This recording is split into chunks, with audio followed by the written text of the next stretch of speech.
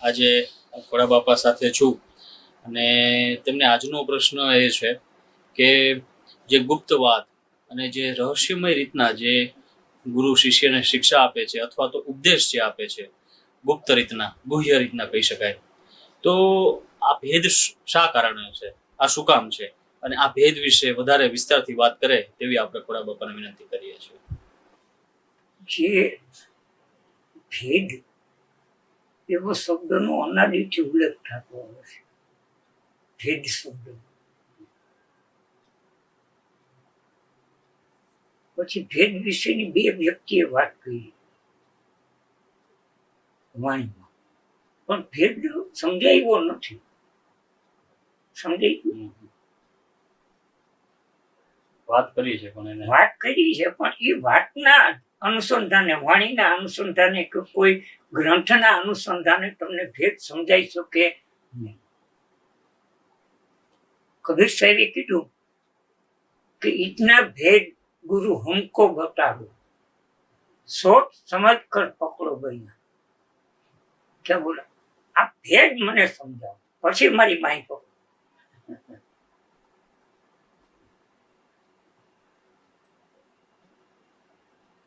પછી એની અંદર એક એની લીટી બનાવી, વાણી છે આખી.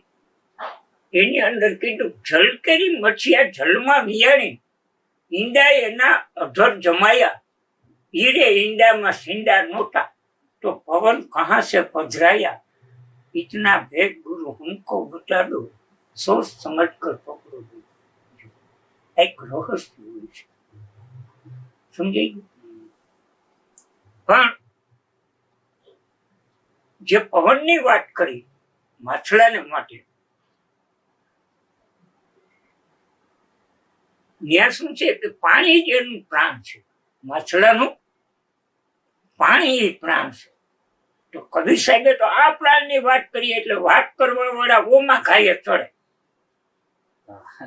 સમજાઈ ગયું? એટલે હકીકતમાં જે પ્રાણ છે પાણી, માછલાનો એ પાણી એનો પ્રાણ છે. એટલે એ પાણી બાઈને રહી શકતું નથી. જો આવા રહસ્ય હોય છે, બીજું કઈ હોતું નથી. બીજો જે પ્રશ્ન કીધો એ કૃષ્ણ ભગવાને કીધો કે હે અર્જુન, તું મને પ્રિયમાં પ્રિય છો, એટલે મારું ગૃહ્યમાં ગૃહ્ય જ્ઞાન તને આપું છું. એટલે જે મુદ્દો આપે એક વિચાર આપ્યો ને કબીર સાહેબ, હતો શું આપ્યું? વિચાર.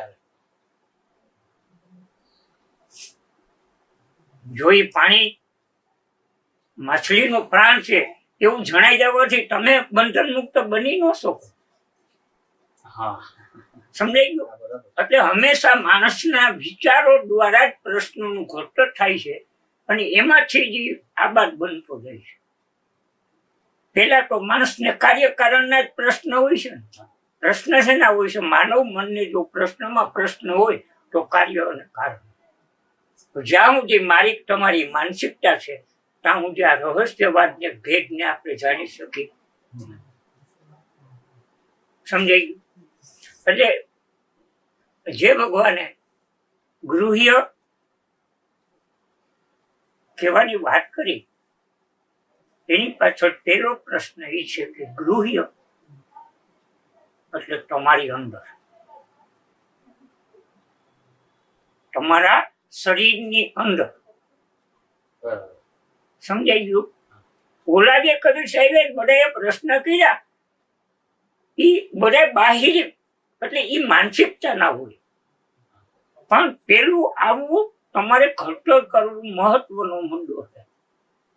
જો આવું માણસ તમારું નહીં હોય, સૂક્ષ્મતર ઝીણું ઝીણું કાટે એવું, તો તમે આવા પ્રશ્નો ઉપર આવી શકશો નહીં. સમજાઈ? એટલે એને ગૃહ્ય એટલે તમારી અંદર.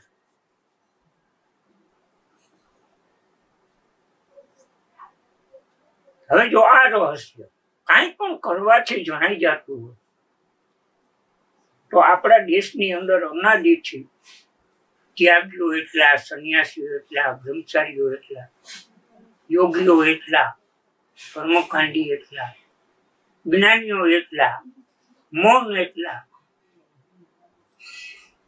પણ એમ થઈ શકે? ગૃહ્ય એને કહેવાય કે જે કોઈ પણ માધ્યમને આધારે જાણી ન શકાય, એને ગૃહ્ય કહેવાય. સમજાઈ ગયું? પહેલો પ્રશ્ન આ રહસ્યવાદની શરૂઆત એ થાય છે કે કોઈ પણ મુદ્દા દ્વારા તમે એને જાણી શકો, એને ગૃહ્ય ન કહેવાય. કૃષ્ણે એવું કીધું કે મારું ગૃહ્યમાં ગૃહ્ય જ્ઞાન.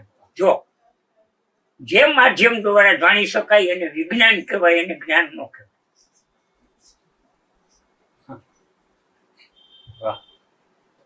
સમજાઈ ગયું?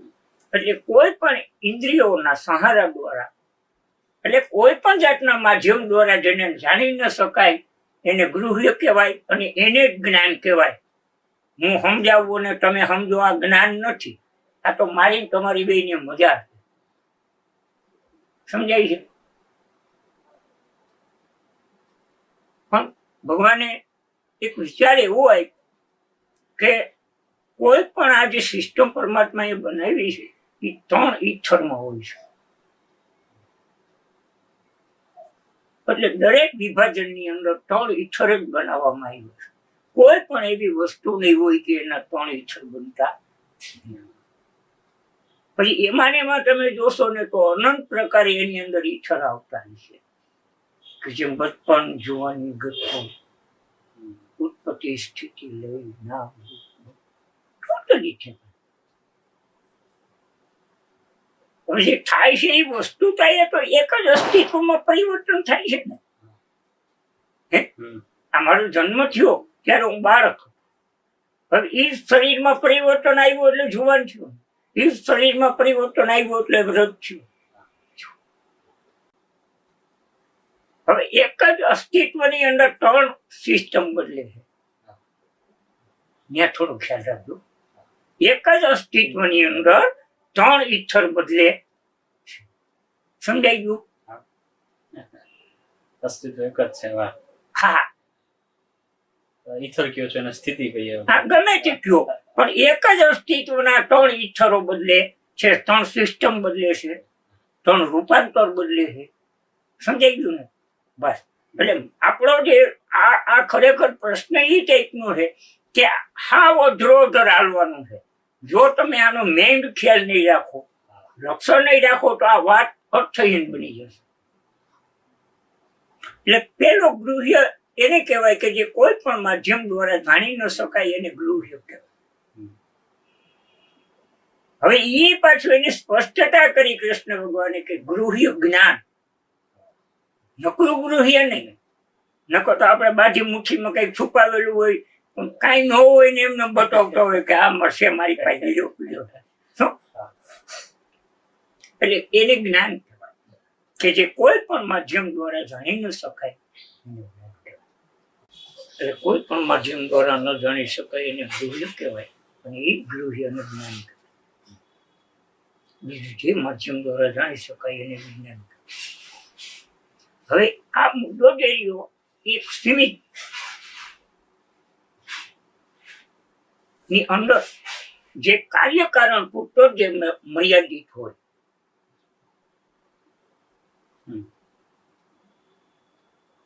આ શરીર છે તો શેમાં કામ આવે? કાર્યકારણમાં કામ આવે.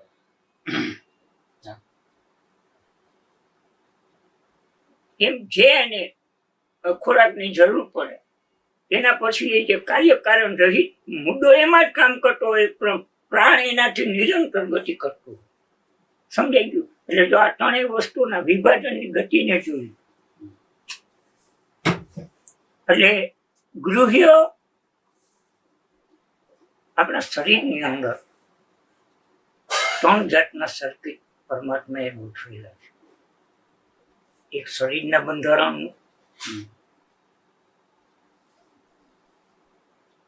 એક વિચારના બંધારણ, અને એક પ્રાણના બંધારણ. સમજાઈ ગયું? હવે આ 3 બંધારણના સર્કિટ જે રહ્યા એ ગતિશીલ માનવ જીવનને માટે ઉપયોગીતા વાળા છે. પણ પરમાત્મા એવો એક વ્યક્તિ કે એને પાછું ચોથું એક સિસ્ટમ આપ્યું કે ત્રણેય સિસ્ટમો ગતિ કરતા હોય છતાંય એ પોતે ત્રણેય એની સિસ્ટમમાં જ હાલે, ત્યારે એ કઈ એની સિસ્ટમથી વિરુદ્ધ થઈ શકે નહીં. એટલે ચોથું એવું સિસ્ટમ આપ્યું. સમજાઈ ગયું? એટલે જે આપણે મુદ્દાની ચર્ચા કરી છે એ મુદ્દો છે ગૃહ્યતમ, ગૃહ્યતર. હવે આ જ્યાં સુધી આ મુદ્દા ગણી શકાય છે ત્યાં સુધી માપમાં છે. એટલે ચોથો મુદ્દો એની અંદર પણ એવો નિરંતર છે કે જે આ ત્રણેયને એ કંટ્રોલમાં, નિયમનમાં રાખે. સમજાઈ ગયું? એનું જે નામ જ નથી પડ્યું. નહીં, એનું પાડી જ ન શકાય. હું કદાચ વાત કરી શકું તો આ શરીર પૂરતે મર્યાદિત વાત કરી શકું. સમજી ગયા? કે જો એક તમે જુઓ તો જે આ નાભી ચક્ર છે એ આ પ્રકૃતિની ઉત્પત્તિનું કેન્દ્ર છે. કે આ પ્રકૃતિનું કેવી રીતે ઉત્પાદન થાય, કેવી રીતે વ્યવસ્થિત થાય, એની અંદર જેટલા મસાલા જોતા હોય એટલા એ કેન્દ્ર દ્વારા તમને મળી જાય.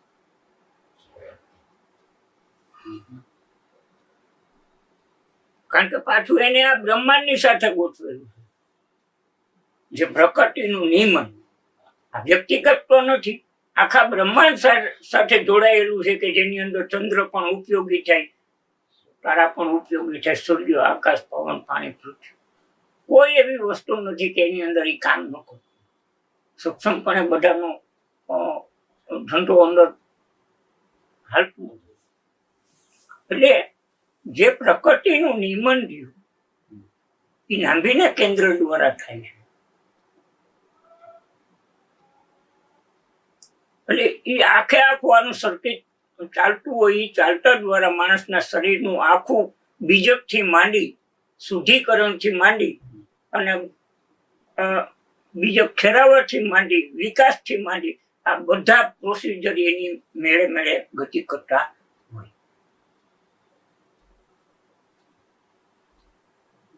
એટલે આપણા જે સંતોએ ઓમ ના ઉચ્ચારણ ઉપર કે મંત્ર ઉપર કે પ્રાણ ઉપર કે આસન ઉપર જે ભાર દીધો છે એનું કારણ એ સમજાઈ ગયું કે જો તમે આ એક વ્યવસ્થિત એને સ્થિર રાખો કરો, અગર તો કોઈ પણ રીતના તાલબદ્ધમાં જોઈન્ટ કરો તો આનો સુધારો થઈ શકે, એવું આપણા ઋષિ મુનિઓનું અનુમાન છે.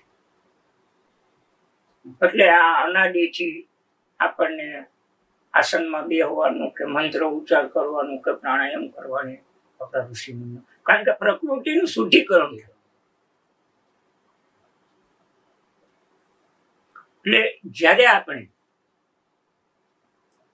ગૃહ્ય એટલે જે મુદ્દો મારી અંદર હોવા છતાં મને ખબર નથી એને ગૃહ્ય. મારી અંદર હોવા છતાં મને ખબર નથી.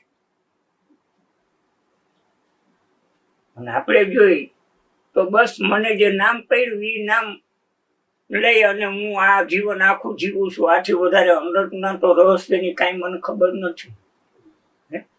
ક્યારે હું વિચાર નથી કરતો કે શ્વાસ કેમ હાલે છે, વિચારો કેમ આવે છે, મને આવું કેમ ઉગે છે, હું આવું કેમ કરું છું, આવો ક્યારે મને પ્રશ્ન પકડાતો નથી. બસ જે ધૂનમાં જીવું છું જીવું.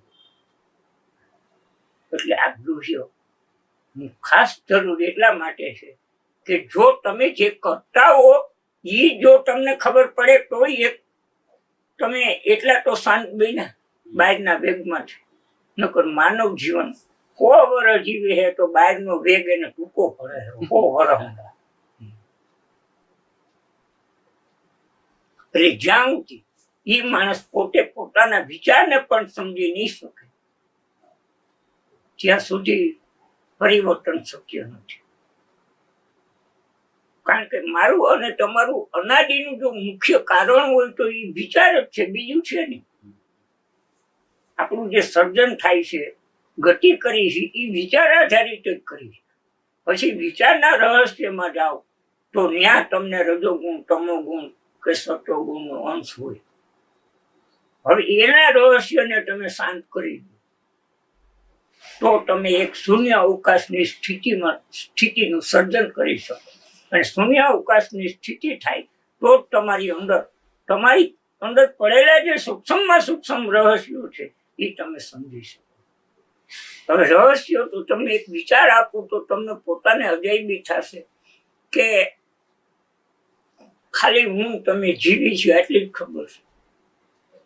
મોટા થતા જાય છે, પ્રાણ હાલે છે, વિચાર આવે. ખાલી માણસ એક એસ્ટિમેટ એટલો કાઢે કે આમાં કેટલી જાતની ગતિ હાલે આ શરીરમાં.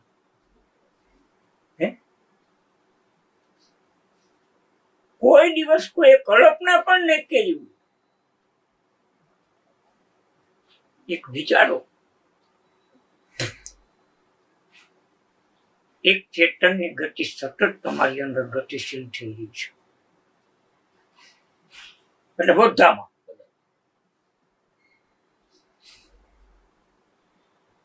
ચેતન પછી પ્રાણ,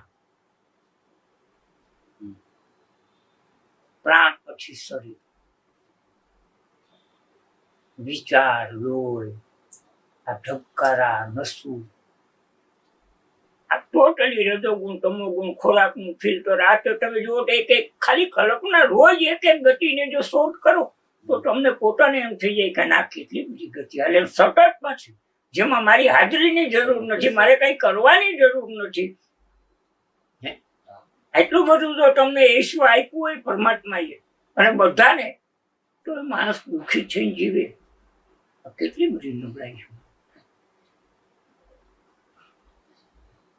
ટોટલી ગતિ એમ. તમે ગૃહ્ય જ્ઞાન કહો છો એ આ બાબતો કે અંદર આ તમે કહો છો ગતિ રૂપે પડ્યું છે બધું, જ્યારે તમે આવું સહજતાથી કાંઈ પણ કર્યા વિના સહજતાથી, જો તમારી પાસે શબ્દ હશે તો કોક દી તો એ વિચારમાં શાંત બેઠા છો તો આવશે તો તમને એમ અડગ ચડી જાય ખાલી આમાં ટ્રાય મારું.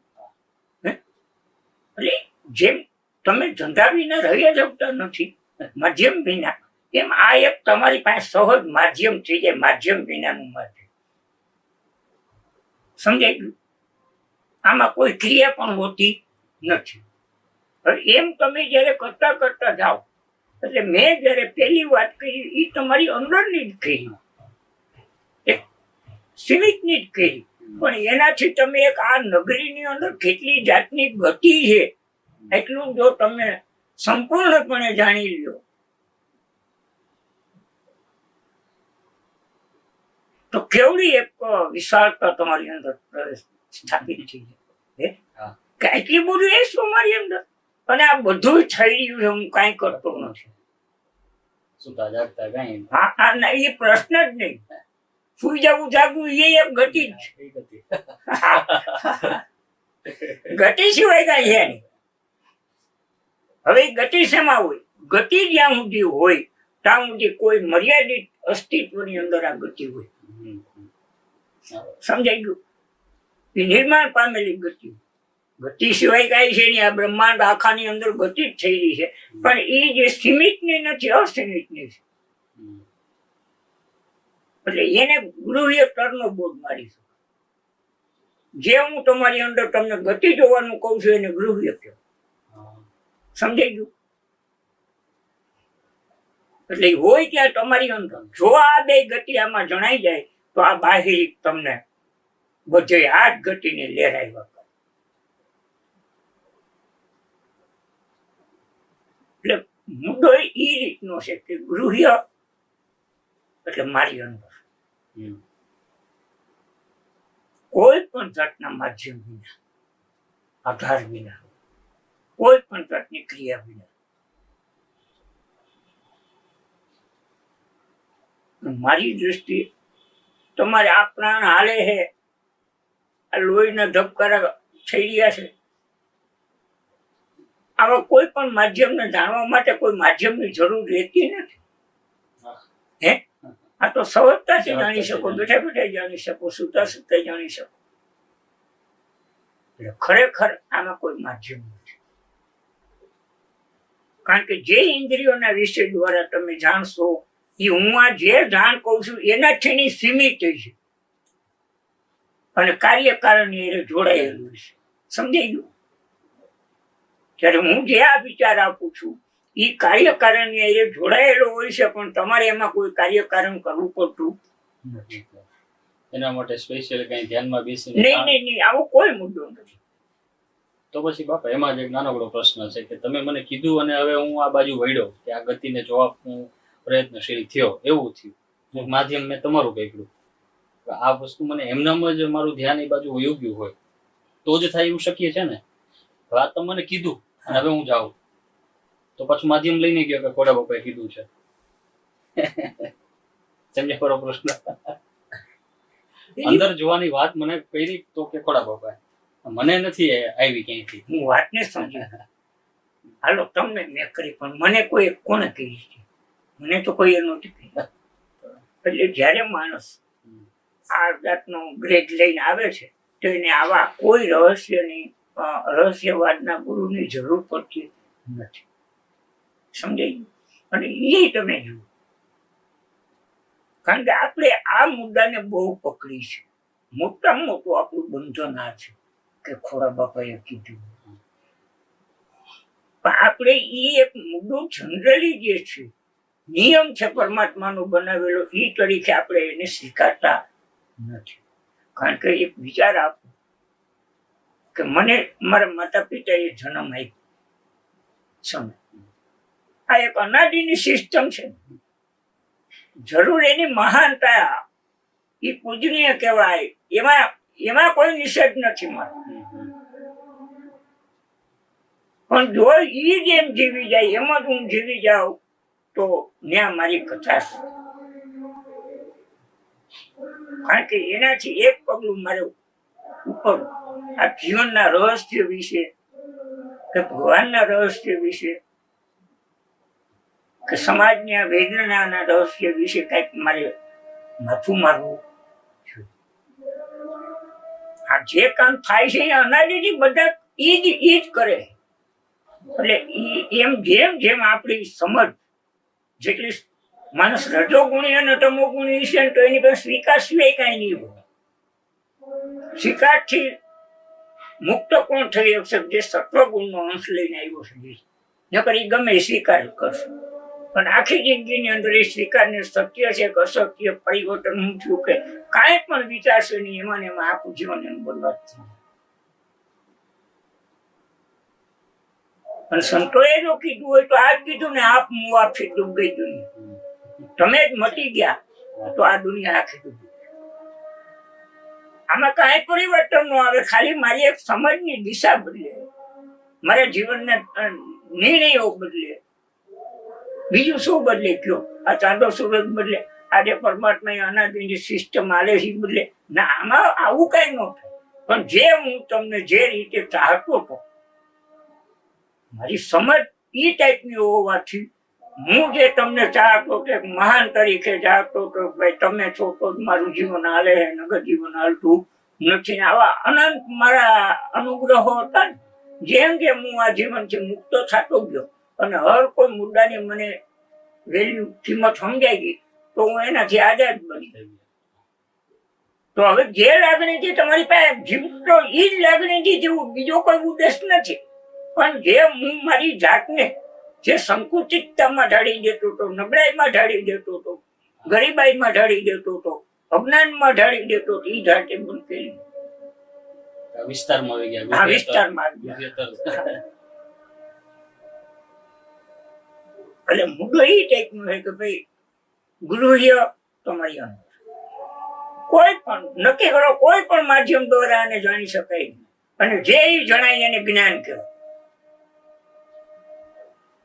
પણ જયારે તમે એવું જોતા શીખશો એટલે તમને જોશો તો બીજાને એમ જ જોશો ને. પછી જ્યાં એનામાં જો મારામાં જે હું તમારી સામે બેઠો છું, તમે મારી સામે બેઠા હો, આપણે એક જ રૂમની અંદર બેઠા છીએ, તો આમાં ભેદનું સર્જન હવે થાય. તમને નક્કી કીધું કે આ જેમ શરીર બન્યું છે, જેમ બોલે છે, જેમ પ્રાણ આલે છે, જેમ ઇન્દ્રિયો છે, જેમ મન બુદ્ધિ ચિત્ત અંતઃકરણ છે, એમ જ મારી પાસે છે. તો આમાં ભેદ કોઈ છે નહીં. એટલે જ્યાં જ્યાં અસમાનતાનો મુદ્દો હતો ત્યાં સમાનતા આવતી. સમજાઈ ગયું? આ જ્ઞાનનો અર્થ જ એ છે કે જે તમારી હારે કે મારી હારે કોઈ પણ ઠેકાણે આપણે અસમાનતાને ધારણ કરી લઈશું ત્યાં સમાનતા જરૂરમાં મારા વિચારને મળતું ન હોય કોઈ માણસ, એનો અર્થ એ નથી કે ઈ નથી, એને ખબર નથી, એની સમજ નથી, બાકી છે તો ઈ સમજી ગયું, બીજો નથી. એટલે જ્યાં સુધી મન વિચાર છે ત્યાં સુધી હું અને તમે સીમિત ક્ષેત્રની અંદર જ અને કાર્યકારણની અંદર જ આપણે ગતિ કરીશું. જ્યારે આપણે આને વિરામ આપી દઈએ અને મર્યાદિત કરી નાખીએ કે આ મર્યાદા પૂરતું જ ઉપયોગી છે, આની ઉપર કંઈક રહસ્ય વાદળેલું છે કે જે મન અને વિચારની પેઢી પર સમજાઈ ગયું. નકર આજે આપણું વિજ્ઞાન કેટલા બધા રહસ્યવાદને ખુલ્લા કરે, પણ જો છતાં પણ એનું ક્યારેય પૂર્ણ થઈ ગયું કે હવે રહસ્ય નહીં ઉકેલાય એમ. હજી તો શરૂઆત છે. હજી તો શરૂઆત કહેવાય. આજે આપણે જોઈતું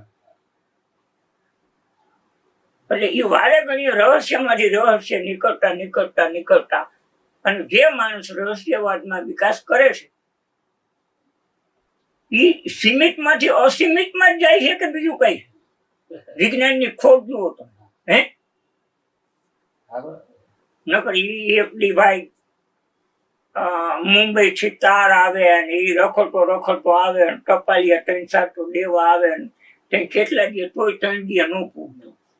સમજાઈ ગયું. હવે એને ઠેકાણે જોઈ લ્યો કે એક ફોન ડબલું નાનું એવા ડબલાની અંદર અહીં બેઠા બેઠા વિદેશ વાત કરીએ તો આ સમગ્રતા કેવું. હવે તો એક નક્કી થઈ જવું જોઈએ નહીં ખરેખર આ જે વિજ્ઞાન છે ને એનો જન્મ જ જ્ઞાનમાંથી થાય. તફાવત ખાલી વિજ્ઞાન અને જ્ઞાનની અંદર એટલો છે કે આમાં માધ્યમની જરૂર પડે છે, જ્ઞાનમાં માધ્યમની જરૂર પડતી નથી. એક વિચારો આ કેવડો મુદ્દો કહેવાય. આ મુદ્દા ઉપરથી તો એવડી મોટી વાત થઈ ગઈ કે જે આપણે ધાર્મિક કાર્યોમાં પણ જે કઈ આપણે બધા માધ્યમોથી જ કરીએ છીએ, મંત્ર જાપ કરતા હોય, પૂજા પાઠ કરતા હોય, કોઈ પણ ધાર્મિક ક્રિયા કરતા હોય, બધા માધ્યમોને લઈને જ કરીએ છીએ. તો એ પાછું જ્ઞાન નું થયું ને, તો એ વિજ્ઞાન જેને આપણે જ્ઞાન માનીએ છીએ પણ છે નહીં, કાર્યકારણ કહેવાય એને. આપણે સપ્તાહ કરો બેરી આપણા પિતૃનું તૃપ્ત કરવા માટે હે એટલે બરાબર એ કોઈ કારણ માટે નહીં કથા હું કરવા કરી ભાઈ ઓલું ખોવાઈ ગયું હતું ચડી ગયું હતું એક માનતા પૂરી થઈ ગઈ. હા માતાજી નિવેદન કરવા કરી ભાઈ માતાજી પાછો દીકરો દીકરાની ઘેરી એટલે કાર્ય કારણ માટે જ આ જગત આખું કઈક કરે છે. એ વિજ્ઞાન છે. હા અજ્ઞાન ગુરુ એ જાણવાનો અધિકારી જે છે જે કાંઈ પણ મેળવવું નથી અને જે મટી જવાની જે તમન્ના લઈને રખડે છે એ ગુરુ એને જાણી શકે. સમજાઈ ગયું. કાંઈ પણ જે આ જગતમાં થવું હોય એ કોઈ દિવસ કરવું હોય અને થવું હોય એ માણસ બીજો કાંઈક રસ્તો પકડીને હાલે છે. પોતાએ આ પરમાત્માના ગૃહ્યતમ કે ગૃહ્યતરને જાણવાનો પ્રયત્ન કરતો એટલે જ કદાચ અનાદિકાળથી અત્યાર સુધીમાં ખૂબ ઓછા લોકો નામ આજ ના થયા છે. જેને કહેવાય કરોડો અબજો માણસો જન્મીને મરી ગયા પણ જે કોઈ થોડાક નામ જ છે એ 10-20 નામ જ રહ્યા. બાકીનું બધા ન હોઈ શકે. કારણ કે આ જે જીવન છે ને હવે એક તમે ખાલી ગતિ જુઓ કે આની અંદર એટલી બધી ગતિઓ હાલે છે તો બધીનું કાર્ય હોય કારણ હોય. હવે એમ તમે જુઓ તો આ માનવ જીવનના એક જીવનના રહસ્ય પાછળ એટલા બધા રહસ્યો છુપાયેલા છે કે એ કદાચ ગમે એવો ચમરબંધી હોય પણ છતાંય કઈ આંટીમાં આવી જાય એ ખબર પડે. બહુ આ રહસ્ય વાત છે. તમે ગૃહ્ય જ્ઞાનની તો વાત કરી, એની આગળ ગૃહ્યતર એટલે એક જે નિરંતર મુદ્દો. હવે દાખલા તરીકે જુઓ તો વસ્તુતા આપણે સમજના માટે કાર્યકારણ એ બધું જોડાયેલું છે એવું કહી છે. નકર વસ્તુતા એ જુઓ તો બધું નિરંતર છે. હવે જ્યારે તમે એક સૂર્યને સંપૂર્ણપણે સમજશો જોશો એટલે તમને એમ થશે કે આના ગતિથી પાણીનું બાષ્પીભવન થાય છે અને ચંદ્રની ગતિથી એનું વરાળનું બરફ થાય છે ઉપર. સમજાઈ ગયું? આ એક જાતનું ઈચ્છર. હવે એનાથી જ આ આખી એક પ્રોસિજર હાલે છે. વરસાદ વરે હેઠળ ઋતુ બને અને આ બધી વનસ્પતિ જીવતા. એટલે આ પ્રકૃતિને બનાવવાનું એક મોટામાં મોટો કારખાનું, બીજું કઈ નથી. પણ એ અનાદિથી પરમાત્મા એવી રીતે બધું સિસ્ટમેટિક ગોઠવું છે કે એમાં કોઈને પણ ક્યારેય દાવો દલીલ કરવું પડે નિરંતર નિરંતર એ ક્યાં જ કરતું. હું તમને એક વિચાર આપું કે ભાઈ આ જીવનની રાડો રાડ કરો હો તો ઈચ્છાને ફેંકી દો. આ જીવન ઈચ્છા પૂરતું જ મર્યાદિત છે. ઈચ્છા નથી તો જીવનની આખી દિશા જ જુદી. મને જો રાગ દ્વેષ કે ભાવ કપાવ કે પ્રિય અપ્રિય હોય તો જ હું જીવન છે ને. જો મને આ વસ્તુ જ ન હોય તો જીવનનો પ્રશ્ન શું? જેમ પરમાત્મા કોઈ પાસેથી કઈ લેતો નથી તેમ આપતો પણ નથી. એક નિયમન છે, પાણી થોડી આયલું જાય છે, એમાં કાંઠે ઉભા રહીને જેને પીવું છે પંખી ઉડતું ઉડતું પીને પાછું ઉડી જાય છે. કોઈને કઈ લેવા દેવા છે? એમાં જગતમાં કોઈ પણ અસ્તિત્વને કાંઈ લેવા દેવા, બધા પોતપોતાનો ધર્મ બજાવે છે. જે પરમાત્મા એ નિયમ વસ્તુ માત્ર બનાવી એની પેલા એનો નિયમ બનાવ્યું. એના નિયમથી ખૂબ તમારો ભગવાન પણ એના નિયમથી ચલિત ન થઈ શકે. નહીં તો આટલામાં કંઈક તો ફેરફાર કર્યો હોય ને. નહીં, થઈ જ ન શકે. આપણે જોઈએ કે આ જે કઈ આ જે ઘણા એવા રાજા મહારાજાના ઇતિહાસ હતા કે એનો પ્રાંત આખો દાખલા તરીકે ગુંડલ બાપુ હતા તો જો એનું જીવનનો સિદ્ધાંત જ એ ટાઈપનો હોય કે પછી ગુનો કરે તો એને સજા ભોગવે. કેવી ખોટી છે. પોતે ભોગવે, પોતાની ગુનો થાય. હા, નિયમ એને જ કહેવાય. હા, નિયમ એને કહેવાય. કે આપણી સંસ્કૃતિમાં શું છે ભાઈ, નિયમ કે તમારા બધા, ગુનો તમારો, અમે તો નિરંતર. પરમાત્મા એ કોઈ પણ મુદ્દાને નિયમની પેલી પર જઈ શકે નહીં. પછી સમગ્રતાનું અસ્તિત્વ હોય તો પણ ન જઈ શકે, સીમિતનું અસ્તિત્વ હોય તો પણ ન જઈ શકે, અને આ શરીર પૂરતું મર્યાદિત હોય તો પણ એના નિયમન વિરુદ્ધ જઈ શકે.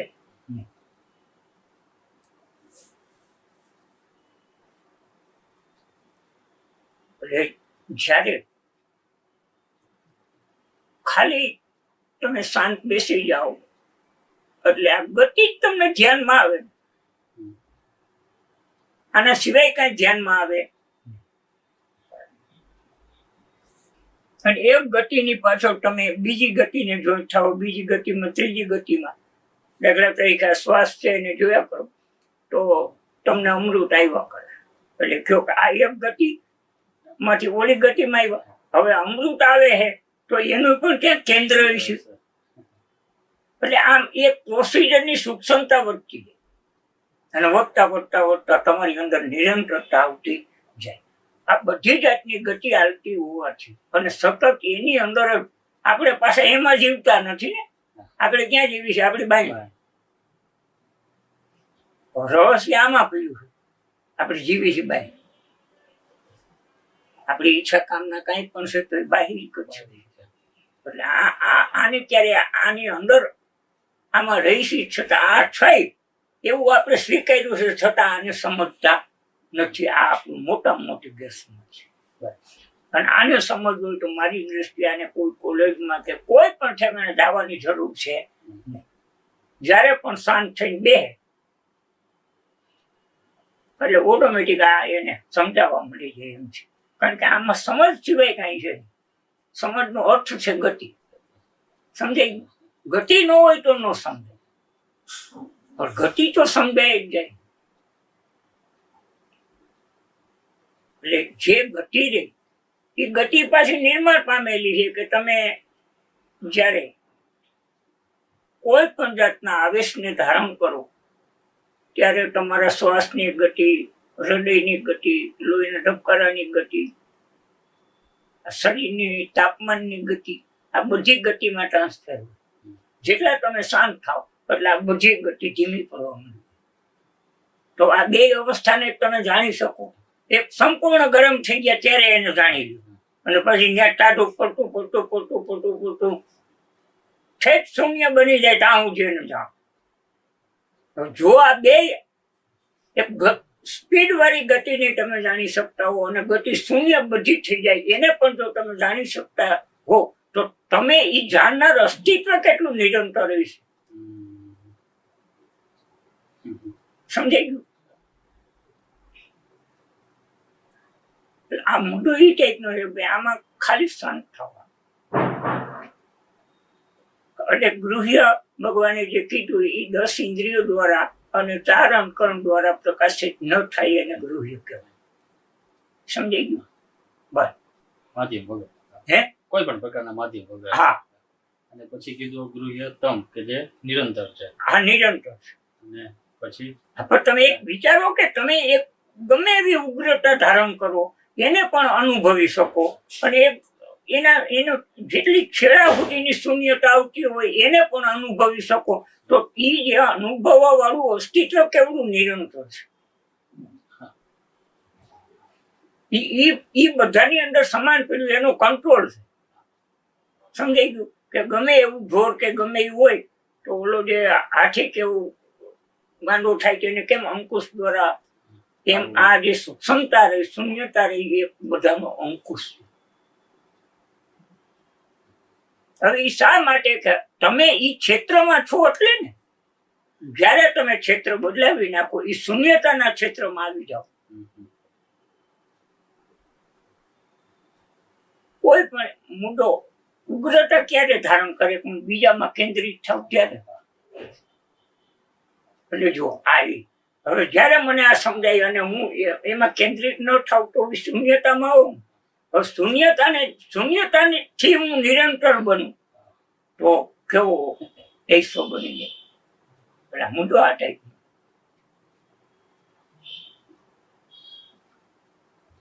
એટલે જેમ કોઈ પણ ઠેકાણે કેન્દ્ર થાવ એ ગૃહ્ય કહેવાય. હું એનાથી નિરંતર બનું એને ગૃહ્યતર કહેવાય.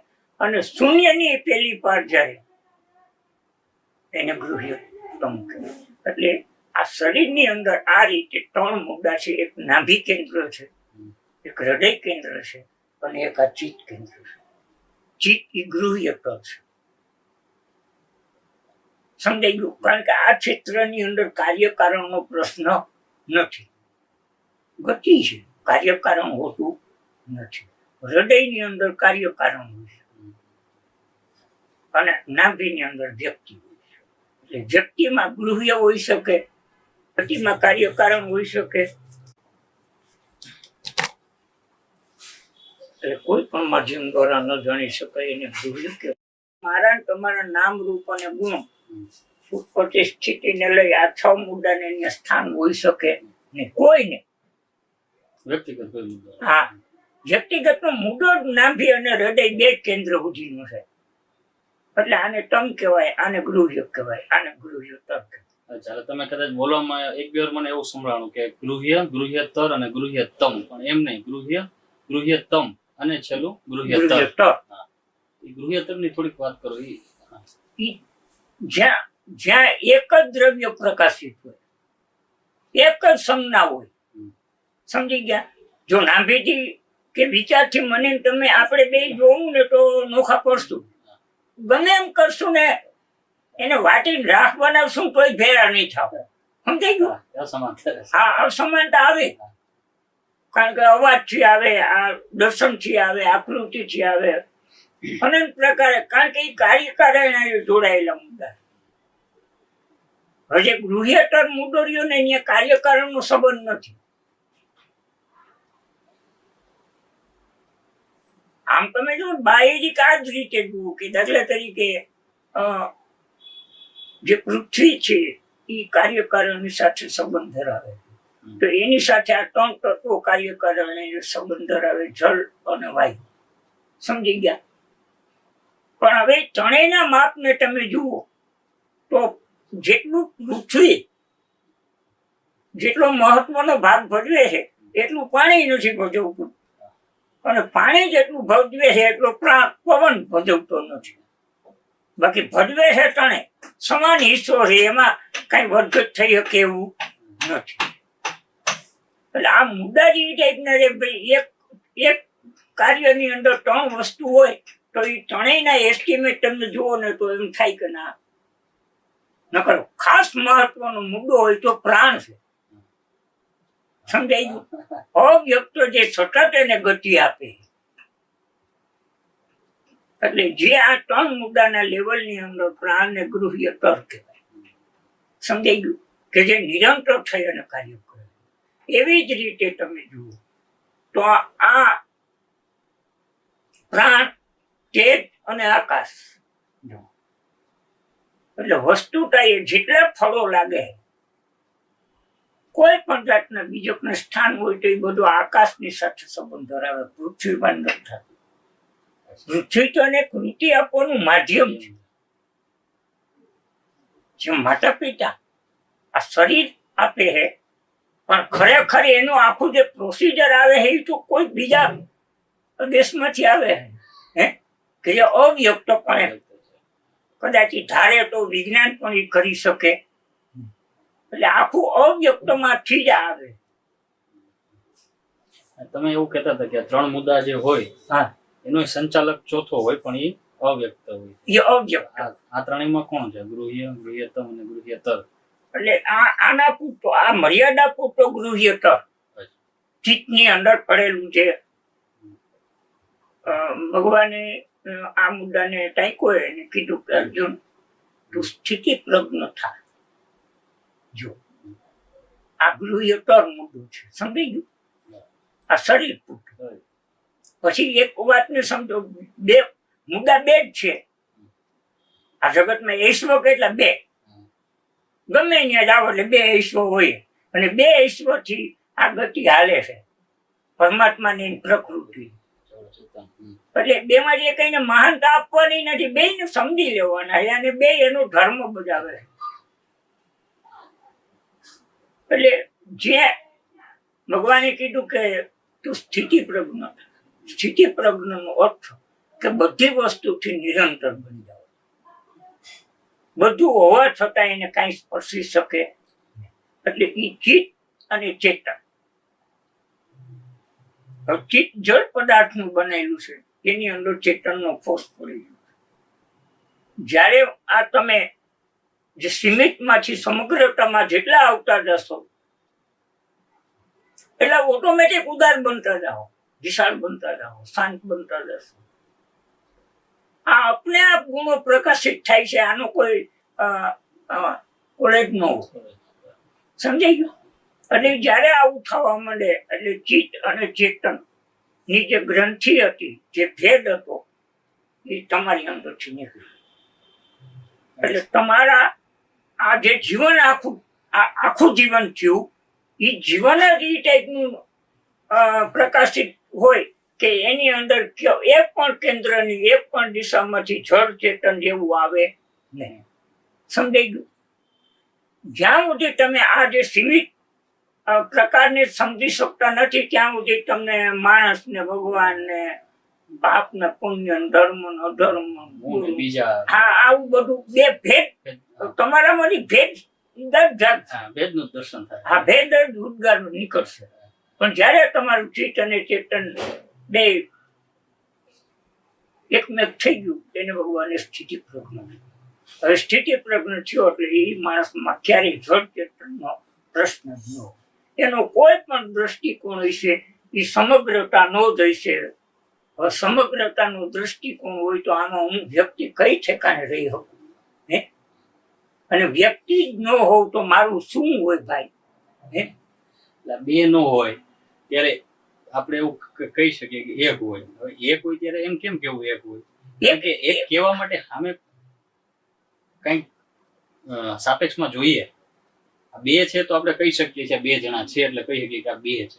હવે 1 જ છે તો પછી એવું તમે કહો છો એ પ્રમાણે ક્યાં કહેવાની જરૂર છે? નહીં, પ્રશ્ન જ નથી.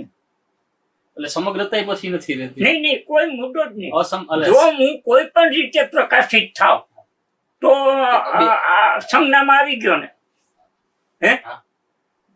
તમે આટલા ટાઈમથી જુઓ એક હું માનવતાના ગુણે તમારી અંદર સાથે રહેતો હોઉં એમાં ના નથી. લેટી દેટી કરતો, આવતો જતો, બોલતો ચાલતો, આશ્વાસન આપતો, ધખી જતો, આવું બધું કરતો. પણ નહીં, ખરેખર તમે એને આમ સંપૂર્ણ ઊંડાણમાં જુઓ તો એની એ કાંઈ હશે નહીં. કોઈ લેબલ ન મારી નહીં નહીં, કાંઈ ન હોય. આ તો કેવું પડે એટલે સ્થિતિ પ્રજ્ઞ કહેતા હશે. હંમેશા આ ત્રણ વસ્તુના ઉલ્લેખ જ નથી. સ્થિતિ પ્રજ્ઞ ભગવાને કીધું, યોગીઓએ સમાધિ કીધી અને જ્ઞાનીઓએ જીવન મુક્ત અવસ્થા કીધી. આ ત્રણેયની સંજ્ઞા એક જ છે. આ એક જ મુદ્દાના ત્રણ નામ પાડ્યા આપણા ઋષિમુનિઓ. આમ તો એક રીતના તમારા બધાની તકલીફ કેવડી મોટી કહેવાય કે જેને ખરેખર કંઈ કહી શકાય એવું નથી. એ અમારા માટે તમારે કંઈક કરુણાથી તમારે એને કેવું પડે એટલે સ્થિતિ પ્રજ્ઞ તમે ગયો, આ જીવન મુક્ત અવસ્થા ગયો. અમારું કાંઈ ન હોઈ શકે ભાઈ. એ જ કહું છું, ખરેખર કાંઈ છે જ નહીં છતાં કોઈ કરુણા ન હોય, દયા ન હોય, ઉપકાર ન હોય. આવું આ બધું તમારે માણસ બધા માણસ બોલે છે. હાલો કદાચ હું તો આ બોલું છું બહુ કરતો, હા. પણ આ અનાદિથી હું તમને કહું એક રહસ્ય એવું ગુપ્તપણે બનાવી દે છે અને અનાદિથી હાલે છે અને એક વૈજ્ઞાનિક પણ આ વિશ્વમાંથી જાણી શકે નહીં. હવે એ કેવો નિરંતર થઈને ગતિ કરે.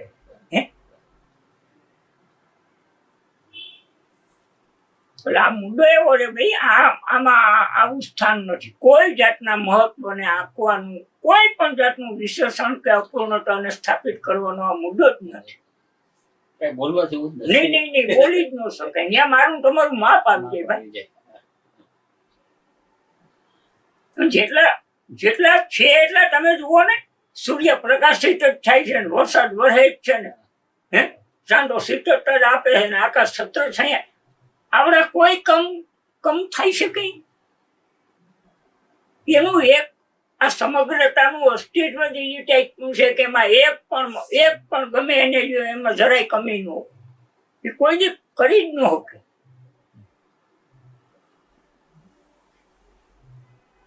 એટલે ખરેખર આમાં પ્રશ્ન નથી, કોઈ પ્રશ્ન. જે મેં તમે સ્થાન આપ્યું છે આમાં પ્રશ્નને સ્થાન જ આપ્યું.